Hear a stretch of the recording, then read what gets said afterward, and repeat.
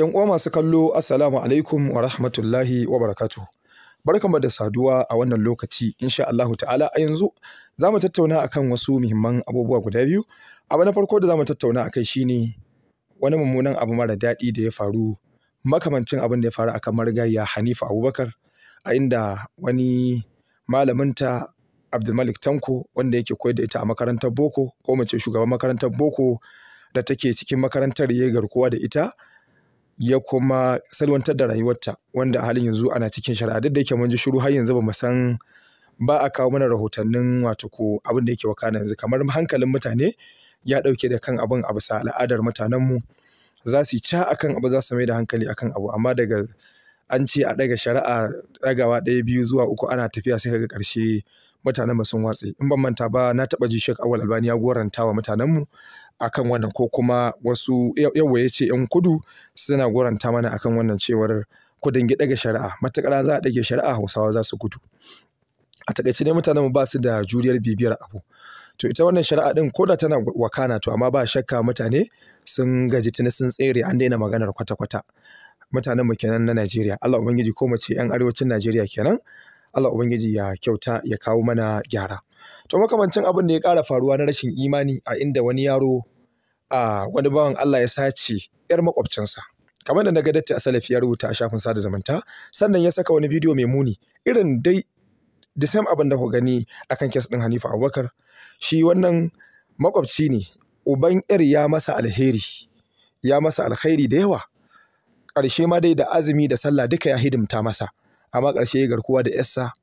Bayan wannan tagomashi da aka yi masa, aka kuma yi masa, amma ƙarshe ya zo ya sace 'yar mutumin, kuma ƙarshe ya kashe ta, ya sa gawarta a buhu ya binne, irin abin da Abdulmalik Tanko ya yi.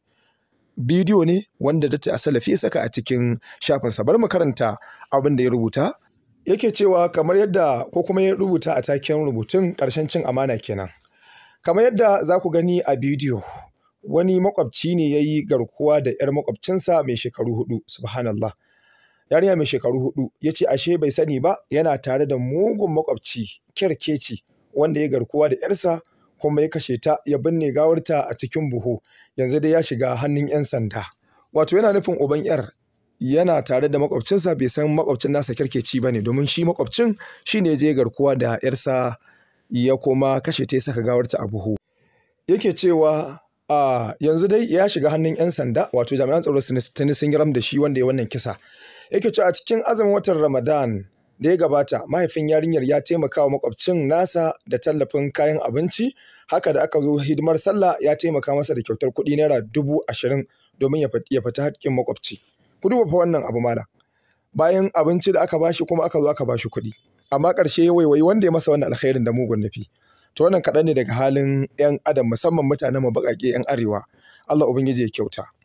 Mutum za ka yi wa alkhairi, abinda Bahaushe yake cewa kawo mutum dare ya maka rana, wato ka rufa masa asiri, shi kuma ya tona maka asiri. Wannan kaɗan ne daga cikin halayen mutanenmu. Butulci, ka yi wa mutum alkhairi da rana, da daddare kuma ya basawo ya cutar da kai. Wannan kaɗan ne daga sharrin mutanenmu. To wannan yana ɗaya daga cikin dalilan da suke sawa wasu suna da abin da za su taimaki wani mai ƙaramin ƙarfi, amma suke taimaka masa. Mutum yana ganin wani makwabcinsa a wahala, sai ya taimaka masa. Yana ganin wani ɗan uwansa na jini a wahala, yana da halin da zai iya taimaka masa, amma sai nuna babu, saboda wataƙila shi ɓoyewar ita ce zaman lafiyansa. Daga ran da ya ce bari in taimakawa ne, shi kenan kamar ya alatin ɗin mutane ne, ya sanar da su cewa fa yana da shi. To daga sanda suka fahimci yana da shi, bai zama dole hanyar da ya bi, wato ko hanyar da suka samu kuɗi ta hannunsa, wato ya tallafa musu, ta gamsar da su ba. Sai su fara tunanin wata hanyar da tafi wannan a wajensu, shine ta yaya za a su karɓe wannan kuɗin gaba ɗaya, shine su yi garkuwa, ko su karɓi kaso mai tsoka a ciki, sun raina dai abin da aka yi musu. Bari su yi garkuwa da ɗan wannan mutum, ko shi ɗin a kashe shi, a ɗauke wannan dukiya ɗin. Wannan yana ɗaya daga cikin dalilan da suka sa wasu suna da abin da za su yi, amma suke ƙin yi. Suna da abin da za su taimaka, amma kuma suna kallo suke ƙyalewa. Ta wannan ba zai zama hujja ta kaƙi taimakawa ba, sai mutum ya taimaka daidai gwargwado, kada taimakon da zai yi yawa a gane cewa ya ajiye da yawa, sai ya riƙa yin daidai gwargwado. Amma idan buƙata ta taso, zai iya yi, amma da sunan ba shi ba. Misali, zai iya yi da sunan wani, ya ce ga wasu bayan Allah sun ce a kawo ma, na sanar da wasu bayan Allah halin da kake ciki, da muke tare gashi suka ce a tallafa ma. Kar ya sake a gane shi ne. saboda ga halin da mutane suke ciki. Zai kuma iya haɗa ma baki da kai da 'yan unguwa ku zo mu haɗa ya namu ko wane ka kawo mu taimaki wane, ko kuma ku kawo abin da ku kawo ni zan cika amma kar a faɗi ba na so a ji. To shi ma ɗin kuma matsalar in ka faɗi hakan ka sanar da su ɗaiɗaikun 'yan unguwa ɗin wanda kuka wannan aikin alkhairi cewa kana da shi. To abin fa akwai ban tsoro, zamani ne kun ga dai Allah ya kawo mu. Taimako kake so kai amma kana jin tsoron wanda zaka taimakawa. To wace irin al'umma ce wannan? A ce wanda za a taimakawa ana jin tsoronsa, ana son a yi taimakon amma ana tsoron kar a taimaka masa kuma ya zama sanadiyar da zai samu ƙofar da zai cutar da wanda ya yi wannan taimako ɗin.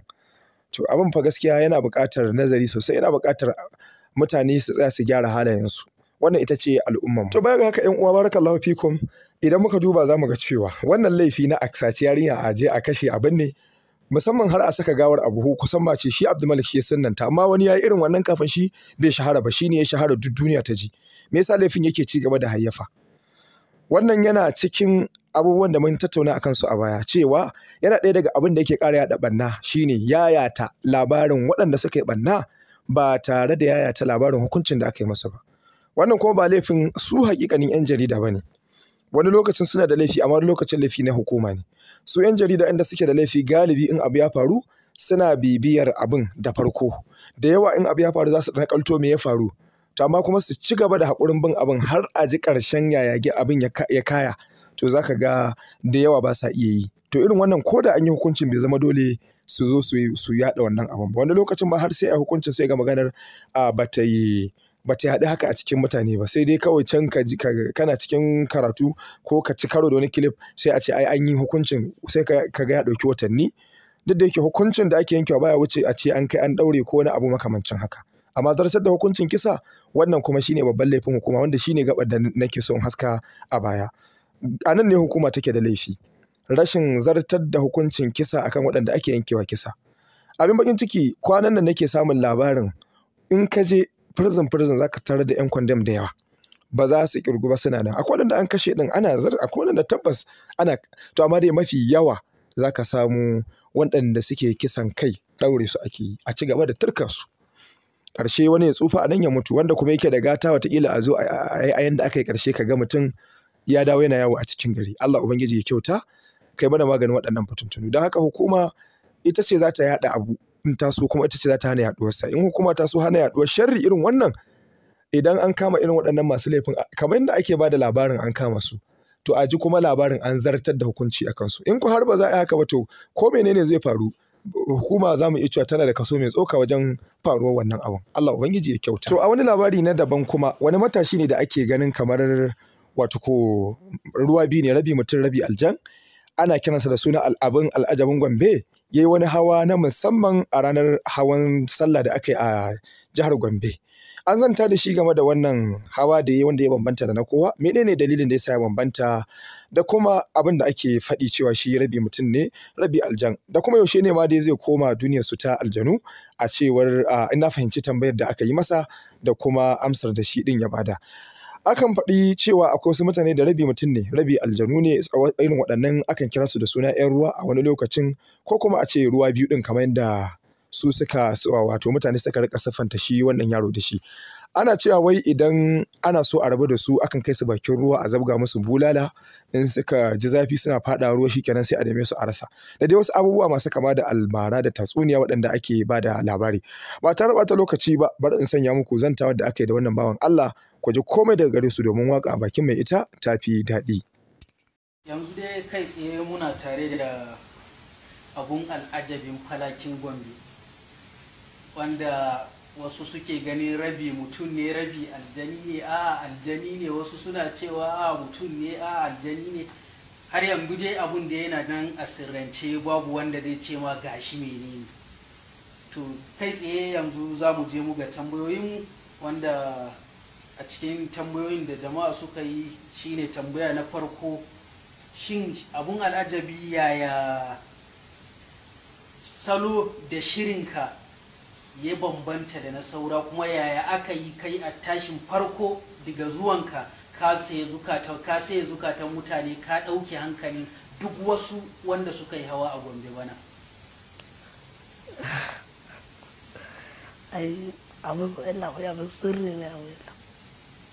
sirri ne, ai na san wasu za su so su ji wani irin sirri ne, sirrin nan kan ka zo da shi ne daga can duniyar ku ko kuma a wannan duniya ta muka samu wannan sirri? Na zo da shi daga can duniyar. Masha Allah. To abun alajabi, wasu suna ganin yadda kake sarrafa doki. Shin a can duniyar ku daman kana hawa doki ne, ko kuma a nan ne ka zo kuma ka haɗu da dokin, ko kuma da dokin ka zo daga can? Ai mu a can ɗin mu doki amana ne.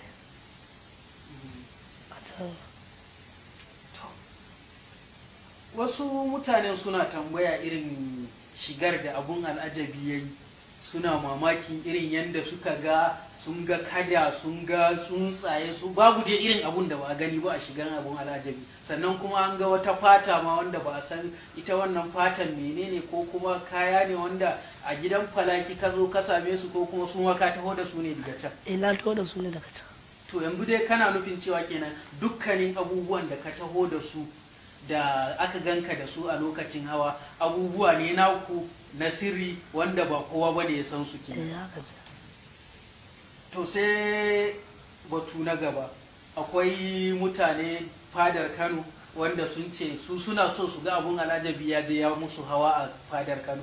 Yaya abun al'ajabi yana da wannan din ganin cewa zai iya barin Gombe je shi Kano ya yi hawa? To mutanen Kano dai sun kunji abun al'ajabi ya ce shi dai falakin Gombe kawai ya sani, kuma babu inda zai yi hawa in dai a duniyar nan ne banda hawan falakin Gombe. Haka kake nufi kenan? Haka nake nufi. To wasu sun yi tambaya, zan iya yin tambayar nan ne ko kuwa na yi shiru? Ha, za ka iya. To dai abun al'ajabi ya yarje min da wannan tambaya. Wasu suna cewa yaushe abun al'ajabi zai koma duniyarsu, ko kuma ya zo kenan zai tabbata a wannan duniya ta mu? In ya tashi tafiya zan gaya wallah kuma mushi godiya, kuma mushi ban kwana da tafiya ta. Kuma zan neme shi yan jarida an gaya masa. To yanzu dai zan iya shirya jakana kenan mu tafi tare? Insha Allah. Ina wannan duniyar na kun ai sai ku gara kai ka tafi, amma dai muna buƙatar dawowanka. Ba da yadda Allah zan dawo wallahi. Nan ga wata 2 zuwa da ɗan wasu lokuta ne, misali a ce wata 2, akwai hawa da za a sake yi na babbar sallah. Abun al'ajabi zai ƙara dawowa ya gamsar da mutanen Gombe ne, ko kuma in ya tafi ya tafi kenan? Banda ya ke ne haka dai tukunna. Gobe ta Allah ne. Gobe ta Allah ne. Gobe ta Allah ne. A ƙarshe wani saƙo kake da shi ga masoyanka, musamman yadda mutane ka yi fitarka ya burge su? To godiya nake wa 'yan Gombe da zuwa na maraba da zuwa, da kuma yadda suka rike na gode. Muna godiya. Tun da jimawa malaman addini sun tattauna akan yiwuwar mutum ya auri aljana su haihu, ko aljana ta auri namiji su haihu. Yiwuwar auren malamai da irin su Sheikhul Islam Ibn Taymiyyah sun tabbatar da ana iya yi, amma kuma haramun ne. Ma'ana zai yiwu a aikace mutum ya auri aljana su yi saduwa irin wacce mutum yake yi da mace, amma kuma hakan haramun ne. Sai dai shin jiki za ta koma irin mutum ya taɓa ta ya je ta zama abin da ake iya shafawa, ko ko a'a za ta zo masa ne a mafarki, sai zamanto jima'i ne na ruhi. Allahu ta'ala a'lam. Amma yiwuwar su haihu har a samu 'ya'ya, shin in an samu 'ya'yan za su zama rabi mutum rabi aljanne, ko ko za su koma zuriya aljanu ne zalla, ko ko su koma zuriyar mutane zalla? Wallahu ta'ala a'lam. Wa sallallahu wa baraka ala nabiyina Muhammad wa alihi wa sahbihi wa sallam. Wassalamu alaikum wa rahmatullahi wa barakatuh.